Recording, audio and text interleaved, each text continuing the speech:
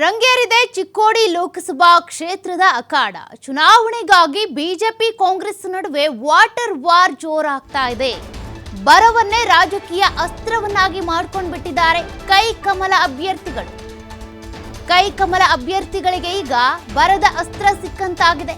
Water war ತಾರಕಕ್ಕೇರ್ತಾ ಇದೆ. ಅದರಲ್ಲೂ ಕೂಡ ಚಿಕ್ಕೋಡಿ ಲೋಕಸಭಾ ಕ್ಷೇತ್ರದಲ್ಲಿ ಕೃಷ್ಣಾ ನದಿ ಪಾತ್ರದ ಜನರ ದಾಹವನ್ನ ತೀರಿಸೋದಕ್ಕೆ ಒಂದ್ ಕಡೆ ಜೊಲ್ಲೆ, ಮತ್ತೊಂದ್ ಕಡೆ ಪ್ರಿಯಾಂಕಾ ಕಸರತ್ತು ಮಾಡ್ತಿದ್ದಾರೆ. ಮಹಾರಾಷ್ಟ್ರದ ಕೊಯ್ನಾ ಜಲಾಶಯದಿಂದ ನೀರು ಹರಿಸೋದಕ್ಕೆ ಪೈಪೋಟಿ ನಡೀತಾ ಇದೆ. ಮಹಾರಾಷ್ಟ್ರದ ಕೊಯ್ನಾ ಜಲಾಶಯ ಏನಿದೆ ಅಲ್ಲಿಂದ ನೀರನ್ನ ಹರಿಸುವುದಕ್ಕೆ, ಜನರ ದಾಹವನ್ನ ತೀರಿಸೋದಕ್ಕೆ ಒಂದ್ ಕಡೆ ಅಣ್ಣಾ ಸಾಹೇಬ್ ಜೊಲ್ಲೆ, ಇನ್ನೊಂದ್ ಕಡೆ ಪ್ರಿಯಾಂಕಾ ಇಬ್ರು ಕೂಡ ಕಸರತ್ತು ನಡೆಸ್ತಾ ಇದ್ದಾರೆ. ಕೆಲ ದಿನಗಳ ಹಿಂದೆ ಮಹಾರಾಷ್ಟ್ರ ಡಿಸಿಎಂ ಭೇಟಿಯಾಗಿದ್ರು ಬಿಜೆಪಿ ನಾಯಕರು. ಅಣ್ಣಾ ಸಾಹೇಬ್ ಜೊಲ್ಲೆ, ಶಾಸಕಿ ಶಶಿಕಲಾ ಜೊಲ್ಲೆ, ದುರ್ಯೋಧನ ಐಹೊಳೆ, ನಿಖಿಲ್ ಕತ್ತಿ, ಮಾಜಿ ಸಚಿವ ಶ್ರೀಮಂತ ಪಾಟೀಲ್ ಸೇರಿದಂತೆ ಹಲವರು ಭೇಟಿಯಾಗಿ ಬಂದಿದ್ರು. ಬಿಜೆಪಿ ನಿಯೋಗ ದೇವೇಂದ್ರ ಫಡ್ನವೀಸ್ ಅವರನ್ನ ಭೇಟಿ ಮಾಡಿ ಅದಾದ ಬಳಿಕ ಈಗ ಕಾಂಗ್ರೆಸ್ ಎಚ್ಚೆತ್ತುಕೊಂಡಂತಿದೆ. ಬೆಳಗಾವಿಯ ಡಿಸಿ ಮೂಲಕ ಕರ್ನಾಟಕ ಸಿಎಸ್ಗೆ ಪತ್ರವನ್ನ ಬರೆಸಿದ್ರು ಲಕ್ಷ್ಮಣ ಸವದಿ. ರಾಜಕಾರಣ ಬದಿಗೊತ್ತಿ ನೀರು ಹರಿಸುವಂತೆ ಈಗಾಗಲೇ ಮನವಿಯನ್ನ ಕೂಡ ಮಾಡಿದ್ದಾರೆ. ರಾಜಕಾರಣ ಏನೇ ಇರಲಿ, ಜನರು ಈಗ ಬರಗಾಲದಿಂದಾಗಿ ಬರಗಾಲದ ಬೇಗೆಯಲ್ಲಿ ಬೇಯ್ತಾ ಇದ್ದಾರೆ. ಕುಡಿಯೋ ನೀರಿಗೂ ಕೂಡ ಹಾಹಾಕಾರ ಉಂಟಾಗಿದೆ. ಅನೇಕ ಜಿಲ್ಲೆಗಳಲ್ಲಿ ಈಗ ಕುಡಿಯೋ ನೀರಿಗೂ ಕೂಡ ಕಷ್ಟ ಆಗ್ತಾ ಇದೆ. ಎಷ್ಟೆಷ್ಟೋ ಕಿಲೋಮೀಟರ್ನಿಂದ ನೀರನ್ನು ತರೋದಕ್ಕೆ ಅಂತ ಓಡಾಡ್ತಿದ್ದಾರೆ. ಹಾಗಾಗಿ ಈಗ ಸದ್ಯಕ್ಕೆ ಚಿಕ್ಕೋಡಿ ಲೋಕಸಭಾ ಕ್ಷೇತ್ರದಲ್ಲಿ ರಾಜಕೀಯ ಚಟುವಟಿಕೆಗಳು ಗರಿಗೆದರ್ತಾ ಇದ್ದಾವೆ. ಅದರ ಮಧ್ಯದಲ್ಲೇ ಬಿಜೆಪಿ ಅದೇ ರೀತಿಯಾಗಿ ಕಾಂಗ್ರೆಸ್ನ ನಡುವೆ ಒಂದು ರೀತಿ ವಾಟರ್ ವಾರ್ನ ಜಟಾಪಟಿ ಜೋರಾಗಿದೆ. ಮಹಾರಾಷ್ಟ್ರದ ಕೊಯ್ನಾ ಜಲಾಶಯದಿಂದ ಚಿಕ್ಕೋಡಿ ಕ್ಷೇತ್ರದ ಜನತೆಗೆ ನೀರನ್ನು ಹರಿಸಬೇಕು ಅನ್ನುವಂಥ ಕಾರಣಕ್ಕೆ ಒಂದು ಕಡೆ ಅಣ್ಣಾ ಸಾಹೇಬ್ ಜೊಲ್ಲೆ ಅವರು ಪ್ರಯತ್ನವನ್ನ ಮಾಡ್ತಾ ಇದ್ರು. ಅದಾದ ಬಳಿಕ ಅವರು ಮಹಾರಾಷ್ಟ್ರದ ಡಿಸಿಎಂ ಆಗಿರುವಂಥ ದೇವೇಂದ್ರ ಫಡ್ನವೀಸ್ ಅವರನ್ನ ಭೇಟಿ ಮಾಡಿ ಕೂಡ ಬಂದಿದ್ರು. ಅದಾದ ಬಳಿಕ ಎಚ್ಚೆತ್ತುಕೊಂಡಿರುವಂಥ ಕಾಂಗ್ರೆಸ್ ಸರ್ಕಾರ ಕೂಡ ಈಗಾಗಲೇ ಲಕ್ಷ್ಮಣ ಸವದಿ ಅವರು ಕೂಡ ಲೆಟರ್ ಬರೆದಿದ್ದಾರೆ. ಆ ಮೂಲಕ ಮನವಿಯನ್ನ ಮಾಡಿದ್ದಾರೆ. ಕೊಯ್ನಾ ಜಲಾಶಯದಿಂದ ಚಿಕ್ಕೋಡಿಗೆ ನೀರನ್ನು ಹರಿಸಬೇಕು ಅನ್ನುವಂಥ ಕಾರಣಕ್ಕೆ ರಾಜಕಾರಣ ಏನೇ ಇದ್ರೂ ಕೂಡ ಬದಿಗೊತ್ತಿ ಜನರಿಗೋಸ್ಕರ ಕೆಲಸ ಮಾಡಬೇಕು ಅನ್ನುವಂಥ ನಿಟ್ಟಿನಲ್ಲಿ ಈಗ ಲಕ್ಷ್ಮಣ ಸವದಿ ಅವರು ಕೂಡ ಪತ್ರವನ್ನ ಬರೆದಿದ್ದಾರೆ.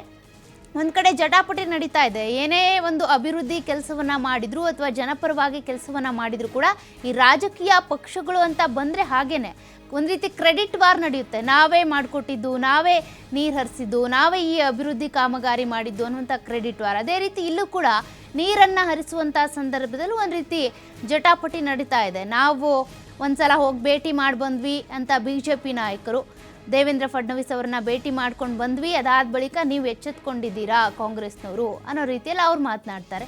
ಹೀಗಾಗಿ ಸದ್ಯಕ್ಕೆ ಬೆಳಗಾವಿ ಡಿಸಿ ಮೂಲಕ ಈಗ ಕರ್ನಾಟಕ ಸಿಎಸ್ಗೆ ಕೂಡ ಲಕ್ಷ್ಮಣ ಸವದಿ ಅವರು ಪತ್ರವನ್ನು ಬರೆದಿದ್ದಾರೆ. ಜನರಿಗೆ ನೀರಿನ ಹಾಹಾಕಾರ ಉಂಟಾಗಿದೆ, ಹಾಗಾಗಿ ನೀರನ್ನು ಹರಿಸಬೇಕು ಅನ್ನುವಂಥ ನಿಟ್ಟಿನಲ್ಲಿ ನೋಡಬೇಕಾಗುತ್ತೆ. ಆದಷ್ಟು ಬೇಗ ಚಿಕ್ಕೋಡಿ ಜನತೆಗೆ ಕೊಯ್ನಾ ಜಲಾಶಯದಿಂದ ನೀರು ಹರಿದ್ರೆ ಎಲ್ರಿಗೂ ಕೂಡ ಸಂತಸನೇ. ಯಾಕೆಂದರೆ ಈಗಾಗಲೇ ರಾಜ್ಯದಾದ್ಯಂತ ಕೂಡ ಬರಗಾಲದ ಛಾಯೆ ಎದ್ದು ಕಾಣಿಸ್ತಾ ಇದೆ. ಈಗೇನ ಕೃಷ್ಣಾ ನದಿ ಬತ್ತಿ ಹೋಗೈತಿ. ಆ ಬತ್ತಿ ಹೋದಿದ್ರ ಬದಲ ಸರ್ಕಾರಕ್ಕಾಗಿರ್ಬೋದು, ಮತ್ತು ಉಸ್ತುವಾರಿ ಸಚಿವರಾಗಿರ್ಬೋದು, MLA ಅವರಾಗಿರ್ಬೋದು, MP ಅವರಾಗಿರ್ಬೋದು, ದಯಮಾಡಿ 3 ಮಂದಿಗೆ ಒಂದು ಕೈ ಮುಗಿದು ಕೇಳ್ಕೊತೀನಿ.